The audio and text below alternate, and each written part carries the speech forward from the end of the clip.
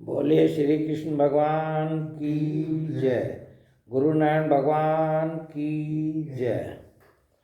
आज हम श्रीमद् भागवत महापुराण का 10वें स्कंद का 70वां अध्याय पढ़ेंगे, जिसका शीर्षक है भगवान श्री कृष्ण की नित्य चर्चा और उनके पास जरासंध के कैदी राजाओं के दूत का आना। इससे पहले अध्याय में हमने पढ़ा था कि नारद जी की उत्कंठा थी, जिज्ञासा थी कि वह भगवान की जो है दिनचर्या को देखें कि भगवान जो है 16,000 से अधिक रानियों के साथ जाएं, एक साथ जाएं, कैसे रहते हैं, कैसे उनकी दिनचर्या बीतती है। तो वो सब वर्णन हमने पढ़ा था। और आज जो है हम पढ़ेंगे कि भगवान की वास्तव में जो है स्वयं की जो है दिनचर्या क्या रहती थी, कैसे भगवान जो है सुबह से शाम तक जो है क्या क्या करते थे। और उसी के साथ साथ जो है इसमें जो प्रसंग आता है वो जरासंध ने जो है बहुत से राजाओं को जो है कैद कर रखा था। तो उन्होंने अपना दूत जो है, उन राजाओं ने अपना दूत जो है भगवान श्री कृष्ण के पास भेजा था और अपना संदेश कहलाया था। उसके बारे में पढ़ेंगे।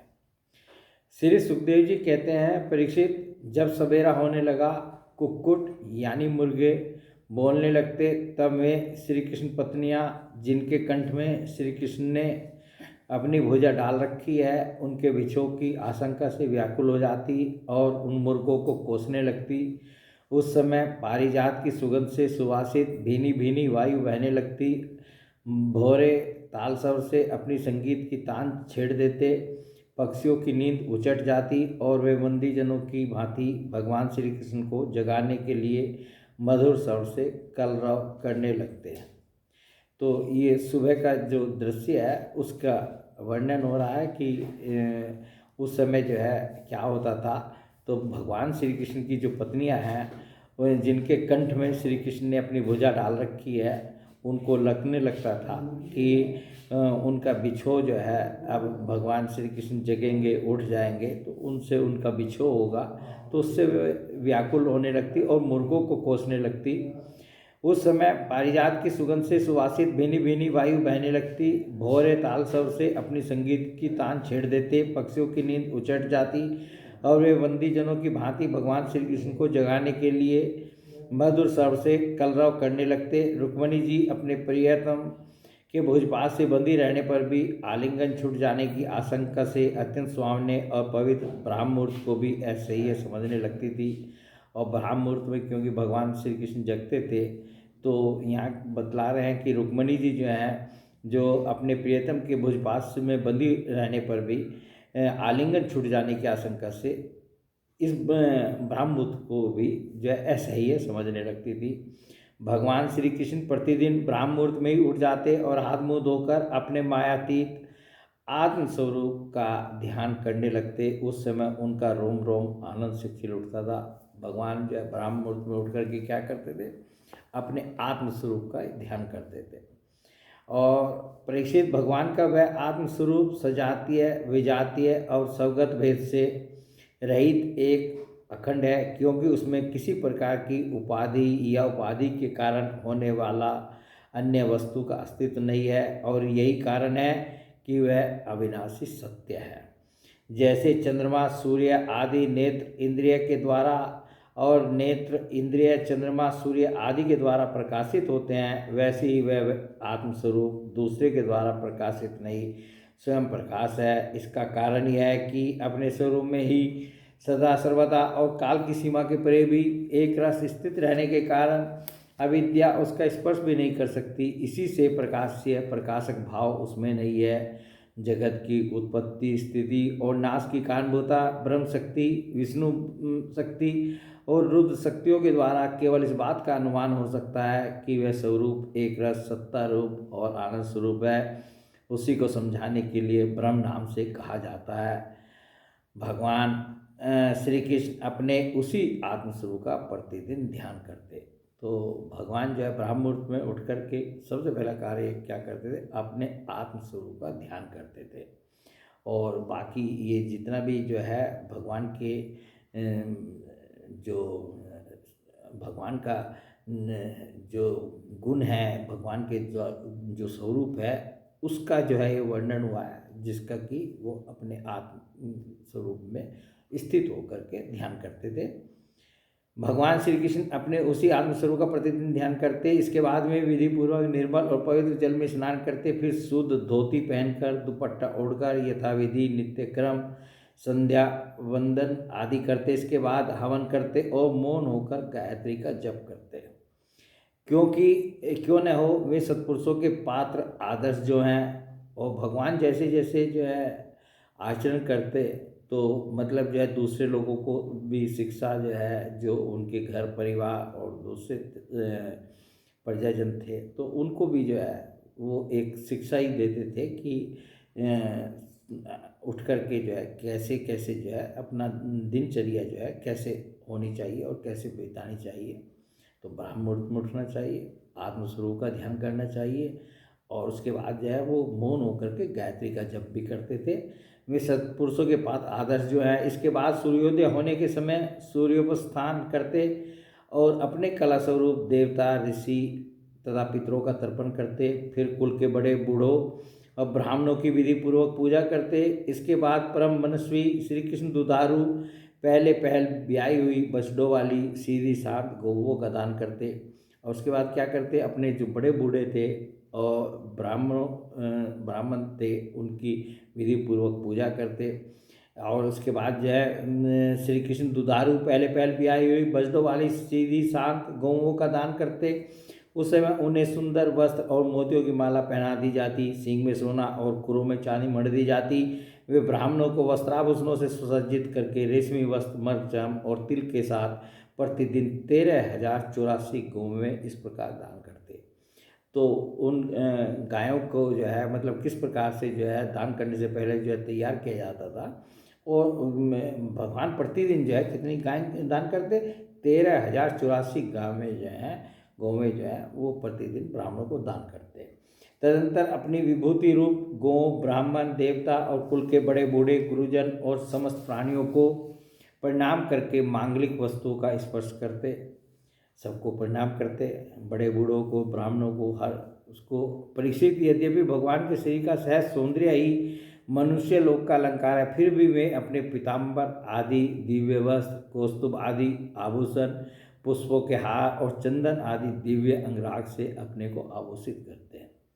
तो भगवान जो है वैसे तो उनका सौंदर्य अनुपम है, किसी चीज़ की आवश्यकता नहीं है, परंतु जो है अपने आप को जो है वो वस्त्रों से और आभूषणों से कौस्तुभ आदि और पुष्पों के हार और चंदन आदि दिव्य अंगराग से अपने को आभूषित करते। इसके बाद वे घी और दर्पण में अपना मुखारविंद देखते, गाय बैल ब्राह्मण और देव प्रतिमाओं का दर्शन करते, फिर पूर्वासी और अंतपुर में रहने वाले चारों वर्णों के लोगों की अभिलाषाएं पूर्ण करते, और फिर अपनी अन्य ग्रामवासी प्रजा की कामना पूर्ति करके उसे संतुष्ट करते, और इन सबको प्रसन्न देखकर स्वयं बहुत ही आनंदित होते। और जो भी प्रजा चाहती, जो दूसरे लोग चाहते, उनकी वो कामनाओं को जो है वो पूरा करते, और जो है उन जब वो प्रसन्न हो जाते तो स्वयं भी भगवान जो है आनंदित होते। वे पुष्पमाला तांबूल चंदन और अंगराग आदि वस्तुएं पहले ब्राह्मण सज्जन संबंधी मंत्री और रानियों को बांट देते, और उनसे बची हुई स्वयं अपने काम में लेते। और जो भी ये वस्तुएं थी जिनके हमने नाम गिने हैं, पुष्पमाला तांबूल चंदन और अंगराग, ये पहले जो है अपने जो संबंधी थे सज्जन संबंधी थे उनको मंत्रियों को और रानियों को बांट देते, उनसे बची हुई स्वयं अपने काम में लाते। भगवान यह सब करते होते, तब तक दारुक नाम का सारथी सुग्रीव आदि घोड़ों से जुता हुआ अत्यंत अद्भुत रथ ले आता और प्रणाम करके भगवान के सामने खड़ा हो जाता। भगवान का जो सारथी है वो कौन है, दारुक है, और वो जो है ये भगवान के जो रथ में घोड़े जुड़े हुए हैं उनमें जो है सुग्रीव आदि, मतलब सुग्रीव एक घोड़ा था, सुग्रीव आदि घोड़े से जुता हुआ अत्यंत उनका जो अद्भुत रथ है वो ले आता और प्रणाम करके भगवान के सामने आकर के खड़ा हो जाता। भगवान जो है आपकी जाने के लिए रथ तैयार है, आप चलें। इसके बाद भगवान श्री कृष्ण सात्विक और उद्धव जी के साथ अपने हाथ से सारथी का हाथ पकड़कर रथ पर सवार होते, ठीक वैसे ही जैसे भुवन भास्कर भगवान सूर्य उदयाचल पर आरूढ़ होते हैं। उस समय रनिवास की स्त्रियां लज्जा एवं प्रेम से भरी चितवन से उन्हें निहारने लगती और बड़े कष्ट से उन्हें विदा करती। भगवान मुस्कुराकर उनके चित्त को चुराते हुए महल से निकलते हैं। तो ये तो अभी तक घर की जो है दिनचर्या हमने देखी, सुबह उठ करके वो क्या क्या करते थे। अब जो है आगे जो है अब रथ पर चढ़कर भगवान जो है अपनी सभा में जो है जहाँ बैठते थे वहाँ जा रहे हैं। परीक्षित तदंतर भगवान श्री कृष्ण समस्त यदुवंशियों के साथ सुधर्मा नाम की सभा में प्रवेश करते। उस सभा की ऐसी महिमा है कि जो लोग उस सभा में जा बैठते हैं उन्हें भूख, प्यास, शोक, मोह और जरा मृत्यु ये 6 उर्मियाँ नहीं सताती। तो भगवान कैसी सभा में बैठते थे? उस सभा का क्या नाम था? वो सुधर्मा सभा थी, सुधर्मा नाम की सभा थी। और उसमें 6 चीज़ें, जो भी व्यक्ति उसमें बैठ जाता था उसको वो 6 चीज़ें नहीं सताती थी। क्या? एक तो भूख प्यास नहीं लगती थी, दूसरा शोक मोह नहीं होता था, और जरा मृत्यु जो है न बीमारी ना मृत्यु, ये 6 जो है उर्मियाँ जो हैं नहीं सताती थी। इस प्रकार भगवान श्री कृष्ण सब रानियों से अलग अलग विदा होकर एक ही रूप में सुधर्मा सभा में प्रवेश करते और वहाँ जाकर श्रेष्ठ सिंहासन पर विराज जाते। देखिए यहाँ फिर एक वाक्य जो है ये हम कहते हैं ये श्रीमद्भागवत बहुत रहस्यात्मक पुराण है। अब इसमें एक छोटा सा वाक्य में कितनी बड़ी बात कही है। इस प्रकार भगवान श्री कृष्ण सब रानियों से अलग अलग विदा होकर, अब भगवान की रानियाँ कितनी हैं? 16,108। तो उनसे सबसे अलग अलग विदा होकर, यानी कि 16,108 रानियों से विदा होने के लिए 16,108 भगवान के रूप हुए।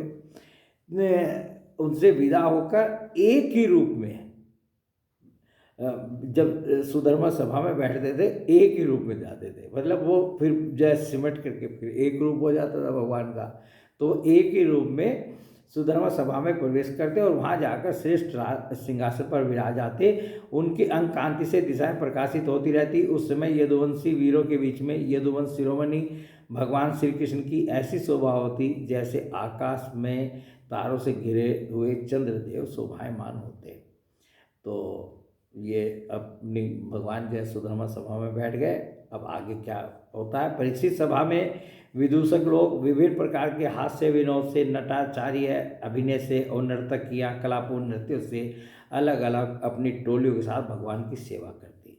तो जो भी भगवान के जो ये सेवकगण थे, ये जो है जो जिसका कार्य था उस कार्य को करके भगवान की सेवा करते हैं। उस समय मृदंग, वीणा, पखावज, बांसुरी, झांझ और शंख बजने लगते और सूत, मागध और बंदीजन नाचते गाते और भगवान की स्तुति करते। कोई व्याख्या कुशल ब्राह्मण वहाँ बैठकर वेद मंत्रों की व्याख्या करते और कोई पूर्वकालीन पवित्र कीर्ति नरपतियों के चरित्र कह कहकर सुनाते। एक दिन की बात है। अब देखिए जो इसका अध्याय का जो दूसरा प्रसंग है कि जरासंध ने बहुत से राजाओं को कैद कर रखा था, उन्होंने जो है भगवान श्री कृष्ण के पास अपना एक दूत भेजा था। वो ये प्रसंग जो है यहाँ से शुरू होता है। एक दिन की बात है, द्वारकापुरी में राजसभा के द्वार पर एक नया मनुष्य आया। द्वारपालों ने भगवान को उसके आने की सूचना देकर उसे सभा भवन में उपस्थित किया। उस मनुष्य ने परमेश्वर भगवान श्री कृष्ण को हाथ जोड़कर नमस्कार किया और उन राजाओं का जिन्होंने जरासंध के दिग्विजय के समय उसके सामने सिर नहीं झुकाया था और बलपूर्वक कैद कर लिए गए थे, जिनकी संख्या 20,000 थी, जरासंध के बंदी बनने का दुख श्री कृष्ण के सामने निवेदन किया। जरासंध जो है एक बार जो है दिग्विजय कर रहा था, तो इन्होंने जो है 20,000 राजा ऐसे थे जिन्होंने कि उसके सामने सरेंडर नहीं किया, सिर नहीं झुकाया। तो उन सब राजाओं को जो है जरासंध ने जो है कैदी बना लिया था और कैदी बना करके अपने यहाँ कारागार में डाल दिया था। तो उन्हीं का ये 20,000 जो राजा कैदी हुए थे, उन्होंने ये दूत अपना भेजा था। तो श्री कृष्ण के सामने निवेदन किया, सच्चिदानंद स्वरूप श्री कृष्ण आप मन, ये जो है राजाओं का संदेश सुना रहा है दूत जो है। सच्चिदानंद स्वरूप श्री कृष्ण आप मन और वाणी के गोचर हैं। जो आपकी शरण में आता है उसके सारे भय आप नष्ट कर देते हैं। प्रभु हमारी भेद बुद्धि मिटी नहीं है। देखिए, एक वाक्य इसमें, एक ही वाक्य आया और ये वाक्य श्रीमद् भागवत में बहुत बार बार भी आता है कि जो आपकी शरण में आता है उसके आप सारे भय नष्ट कर देते हैं। तो ये भगवान की जो है, उसको गुण कह लीजिए, आप भगवान की महत्ता कह लीजिए, और हम जैसे भक्तों के लिए जो है एक आश्रय कह लीजिए कि भगवान की शरण में जो भी चला जाता है, भगवान जो है उसके भय को दूर कर देते हैं, नष्ट कर देते हैं। और ये जो संदेश इन्होंने भेजा है उसमें ये एक स्तुति एक प्रकार का संदेश है जो कि राजाओं ने भगवान से कहलाया था। नष्ट कर देते हैं, प्रभु हमारी भेद बुद्धि मिट्टी नहीं है, हम जन्म मृत्यु रूप संसार के चक्कर से भयभीत होकर आपकी शरण में आए हैं। भगवान, अधिकांश जीव ऐसे सकाम और निश्चित कर्मों में फंसे हुए हैं कि वे आपके बतलाए हुए अपने परम कल्याणकारी कर्म आपकी उपासना से विमुख हो गए हैं और अपने जीवन एवं जीवन संबंधी आशा अभिलाषाओं से भ्रम भटक रहे हैं। परंतु आप बड़े बलवान हैं, आप काल रूप से सदा सर्वदा सावधान रहकर उनकी आशा लता का तुरंत समूल उच्छेद कर डालते हैं। हम आपके उस काल रूप को नमस्कार करते हैं। ये सब राजाओं ने जो है, कैदी राजाओं ने ये संदेश भेजा है। आप स्वयं जगदीश्वर हैं और आपने जगत में अपने ज्ञान बल आदि कलाओं के साथ इसलिए अवतार ग्रहण किया है कि संतों की रक्षा करे और दुष्टों को दंड दे। ऐसी अवस्था में प्रभु जरासंध आदि कोई दूसरे राजा आपकी इच्छा और आज्ञा के विपरीत हमें कैसे कष्ट दे रहे हैं, यह बात हमारी समझ में नहीं आती। यदि यह कहा जाए कि जरासंध हमें कष्ट नहीं देता, उसके रूप में उसे निमित्त बनाकर हमारे अशुभ कर्म ही हमें दुख पहुंचा रहे हैं, तो यह भी ठीक नहीं, क्योंकि जब हम लोग आपके अपने हैं तब हमारे दुष्कर्म हमें फल देने में कैसे समर्थ हो सकते हैं। इसलिए आप कृपा करके अवश्य ही हमें इस क्लेश से मुक्त कीजिए। देखिए, यहाँ पे भी एक महत्वपूर्ण वाक्य आया है।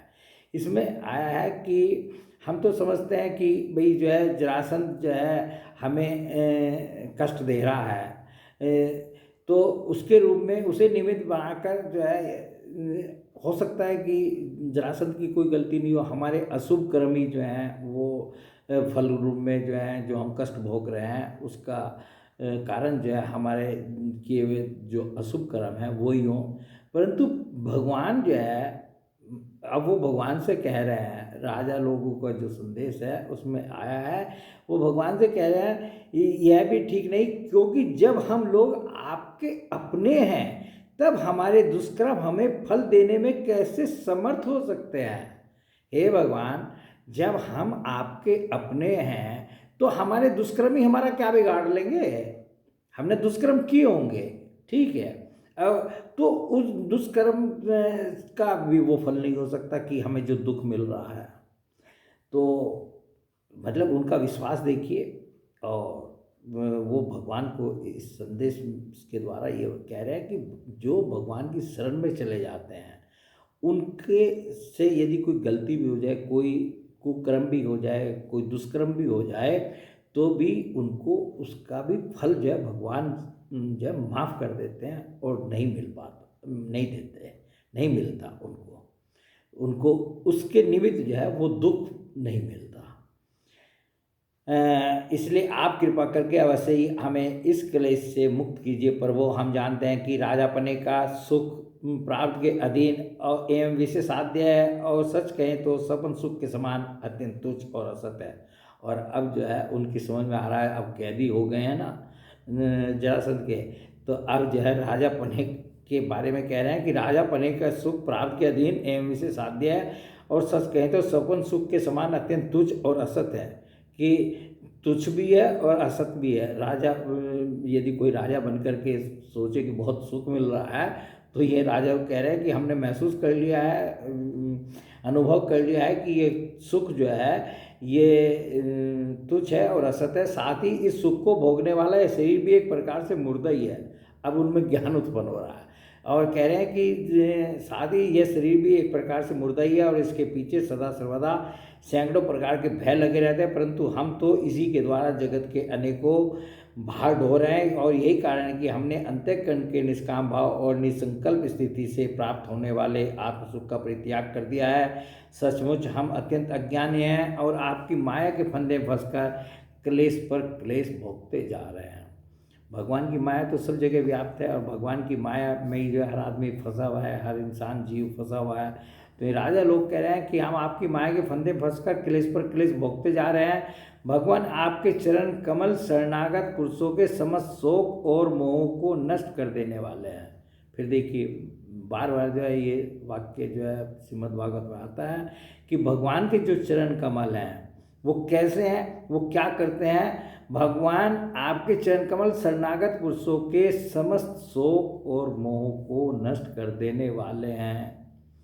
तो भगवान के चरण कमल जो है समस्त शोक और मोह को नष्ट कर देने वाले हैं और हम आपके शरणागत हैं। तो जो भगवान के चरणों की शरण ले लेता है उसके शोक और मोह जो है नष्ट हो जाते हैं। इसलिए आप ही जरासंध रूप कर्मों के बंधन से हमें छुड़ाइए। पर वो ये अकेला ही 10,000 हाथियों की शक्ति रखता है और हम लोगों को उसी प्रकार बंदी बनाए हुए है जैसे सिंह भेड़ों को घेर रखे। तो और अपनी दशा का वर्णन कर रहे हैं कि जैसे सिंह जो है भेड़ों को बंदी बना करके रखता है, भेड़ें तो बेचारी जो है डरी डरी रहती हैं कि कभी ये खा जाएगा पकड़ के। तो इसी तरह जो है हमें जो इसने बंदी बना रखा कि हमें अपने जीवन का कोई भरोसा नहीं, कभी ये जो मार दे कुछ भी कर दे। तो ये सब कह रहे हैं। चक्रपाणे आपने 18 बार जरासंध से युद्ध किया और 17 बार उसका मान मर्दन करके उसे छोड़ दिया, परंतु एक बार उसने आपको जीत लिया। हम जानते हैं देखिए भगवान का जो है जरासंध के साथ जो 18 बार युद्ध हुआ था ये हम पढ़ चुके हैं। तो 17 बार तो जो है भगवान जो है उसको जो है पूरी उसकी जितनी वो कितनी गुनी अक्षोहिणी सेना वो लेकर के आता था, सबका संहार करते थे और उसको जिंदा छोड़ देते थे कि अगली बार फिर आएगा और फिर जो है बहुत से दुष्ट दैत्यों को लेकर के आएगा और फिर उनका संहार करेंगे फिर। परंतु एक बार जो है वो कालनेमी के चक्कर में भगवान जो है भाग गए थे, रण छोड़ भगवान जो है वो 18वीं बार जो है। तो ये जरासंध जो है अपना कूदता फूलता जो है कि मैंने श्री कृष्ण में से डर के भाग गया और मैंने जो है जीत लिया, और ये जो है अपने आप को ये समझ करके लौट गए थे अपनी राजधानी। तो वही यहाँ प्रसंग आ रहा है कि 18वीं बार जो है ये अपने आप को मतलब इसने जीत लिया था। 18 बार जरासंध से युद्ध किया और 17 बार उसका मानमर्दन करके उसे छोड़ दिया, परंतु एक बार उसने आपको जीत लिया। हम जानते हैं कि आपकी शक्ति, आपका बल, पौरुष अनंत है, फिर भी मनुष्यों का आचरण करते हुए आपने हारने का अभिनय किया, परंतु इसी से उसका घमंड बढ़ गया है। हे अजीत, अब वह यह जानकर हम लोगों को और भी सताता है कि हम आपके भक्त हैं, आपकी प्रजा हैं। अब आपकी जैसी इच्छा हो वैसा कीजिए। और जो है देखिए एक इसमें एक महत्वपूर्ण बात और आई है कि यदि जो है आप किसी से प्रेम करते हो, किसी को मानते हो हैं, और वो जो है तो यदि कोई आपका दुश्मन है तो और वो जिससे आप प्रेम करते हैं वो भी उसका दुश्मन है, तो वो और ज़्यादा दुश्मनी करेगा आपसे। तो ये राजा लोग कह रहे हैं कि भगवान हम आपके भक्त हैं और आपकी प्रजा है, और ये वो जानता है कि हम आपके भक्त हैं और आपकी प्रजा है, इसलिए वो हमें और सताता है, क्योंकि वो आपने जो उसको 17 बार तो हराया था और आपसे द्वेष करता ही है और आपको अपना दुश्मन समझता है, और हम आपसे प्रेम करते हैं, एक तरह से आपकी प्रजा है, आपके भक्त हैं, इसलिए वो हमें और सताता है। दूत ने कहा, भगवान जरासंध के बंदी नरपतियों ने इस प्रकार आपसे प्रार्थना की है, वे आपके चरण कमलों की शरण में हैं और आपका दर्शन चाहते हैं, आप कृपा करके उन दिनों का कल्याण कीजिए। तो दूत ने जो है अपनी बात पूरी कह दी कि जो है इस प्रकार जो है उन्होंने जो है अपना संदेश भेजा था, और ये भी साथ में कह रहे हैं कि वो आपके चरण कमलों की शरण में हैं, राजा लोग जो हैं। श्री सुखदेव जी कहते हैं, परीक्षित, राजाओं का दूत इस प्रकार कह ही रहा था कि परम तेजस्वी देवऋषि नारद जी वहाँ पहुँचे। ये अभी प्रसंग चल ही रहा था, दूत अपनी बात कह ही रहा था कि देवऋषि नारद जी वहाँ उस सभा में जो है आ गए, उसी समय आ गए। उनकी सुनहरी जटाएं चमक रही थी, उन्हें देखकर ऐसा मालूम हो रहा था मानो साक्षात भगवान सूर्य ही उदय हो गए हों। ब्रह्मा आदि समस्त लोकपालों के एकमात्र स्वामी भगवान श्री कृष्ण उन्हें देखते ही सभासदों और सेवकों के साथ हर्षित होकर उठ खड़े हुए और सिर झुकाकर उनकी वंदना करने लगे। अब ये भगवान का आचरण देखिए कि भगवान से बड़ा तो कोई है नहीं।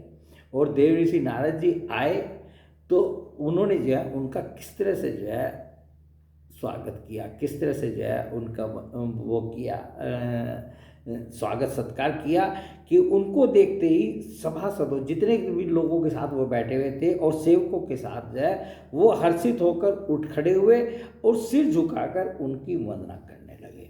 जब देव ऋषि नारद आसन स्वीकार करके बैठ गए तब भगवान ने उनकी विधि पूर्वक पूजा की और अपनी श्रद्धा से उनको संतुष्ट करते हुए वे मधुर वाणी से बोले, देव ऋषि इस समय तीनों लोकों में कुशल मंगल तो है ना। देव ऋषि जी के पास जो है तीनों लोकों का समाचार रहता था।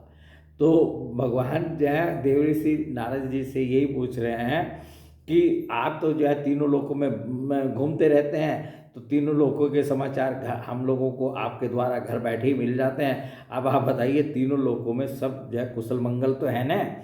आप तीनों लोगों विचरण करते रहते हैं, इससे हमें यह बड़ा लाभ है कि घर बैठे सबका समाचार मिल जाता है। ईश्वर के द्वारा रचे हुए तीनों लोगों में ऐसी कोई बात नहीं है जिसे आप नहीं जानते हो।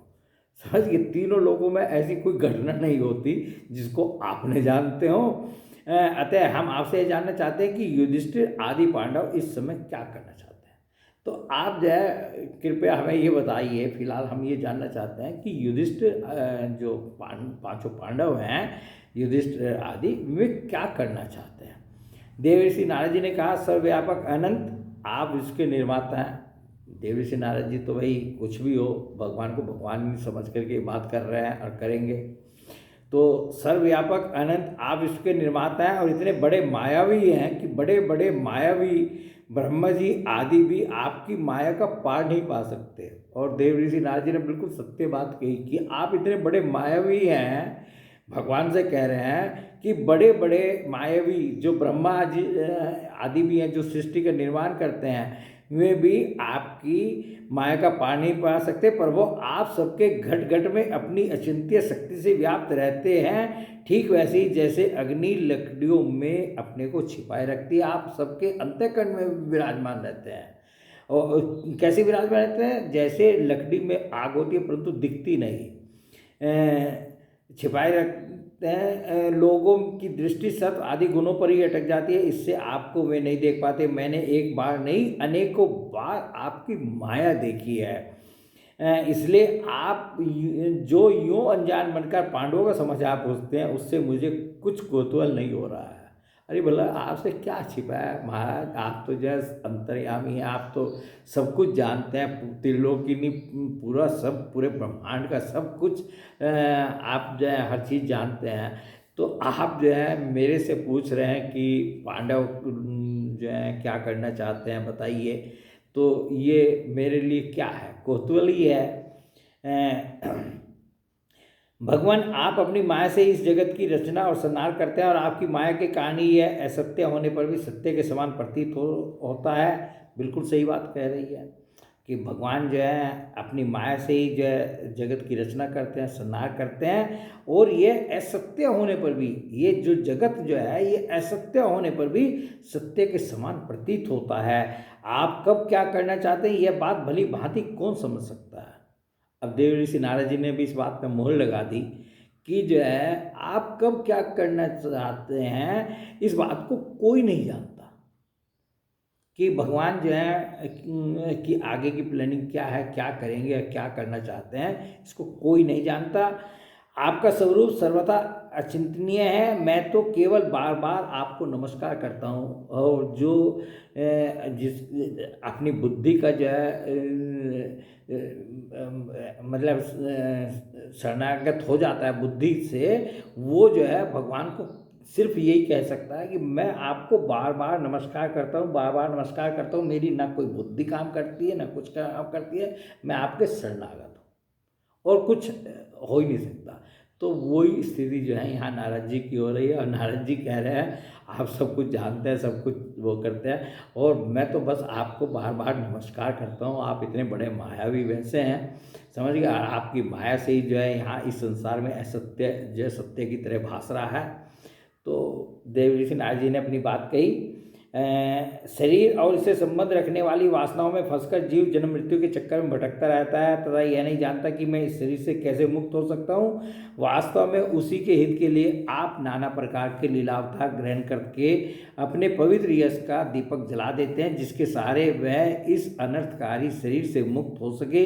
इसलिए मैं आपकी शरण में हूँ। और दूसरे ये कह रहे हैं देवर्षि नारद जी कि भगवान आपके जो ये विभिन्न अवतार होते हैं वो जो है मनुष्य को, जीव को जो है मुक्त होने के उपाय हैं। उन आप जो अवतार लेते हैं उनमें जो लीला करते हैं उनको गा करके, पढ़ करके, सुन करके जो है मनुष्य मुक्त हो जाता है।